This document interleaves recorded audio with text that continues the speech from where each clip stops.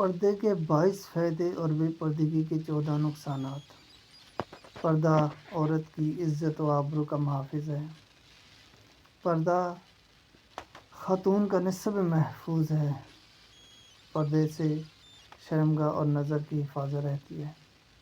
پردہ دلوں کی پاکیزگی اور طہارت کا ذریعہ ہے۔ پردہ نسوانی حسن کا محافظ ہے۔ پردہ عورت کی فطری حیا کا تقاضا ہے۔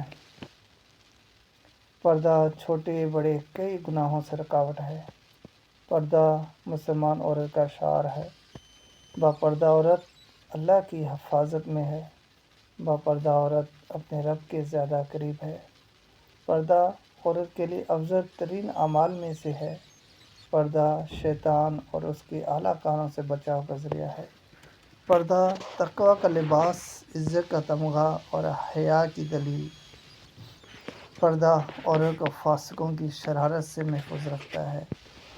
پردہ انسان نما بھیڑیوں کی تیز نظروں سے بچاتا ہے۔ پردہ عورت کے دل و دماغ کا محافظ ہے۔ پردہ زنا، بد نظری اور ناجائز بات چیت سے روکتا ہے۔ پردہ ایسا شرعی حکم ہے جس میں دین و دنیا کا فائدہ ہے۔ پردہ معاشرتی امن کا ذریعہ ہے۔ پردہ دار خاتون کے لیے جنت کے تمام دروازے کھلے ہیں۔ پردہ عورت کے نیک ہونے کی دلیل ہے۔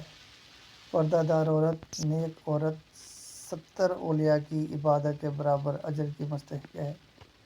بے پردگی کے نقصانات بھی بہت ہیں، ان میں سے کچھ بیان کرتا چلوں۔ بے پردگی اللہ تعالیٰ سے بغاوت ہے۔ بے پردگی جاہلیت اور مغربی تہذیب کی تقلید ہے۔ بے پردہ عورت کا تہمت سے بچنا مشکل ہے۔ بے پردہ عورت کا نسب اور آبرو کی کوئی گارنٹی نہیں۔ عورت کا بے پردہ ہونا حیا کی کمی کی دلیل ہے۔ بے پردہ عورت لوگوں کی بری نظروں کا ذریعہ بنتی ہے، نشانہ بنتی ہے۔ بد نظری کے یہ زہریلے تیر عورت کے جسم و روح کو چھلنی کر دیتے ہیں۔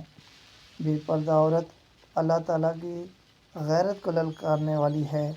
بے پردہ عورت آپ عزت کی محافظ نہیں۔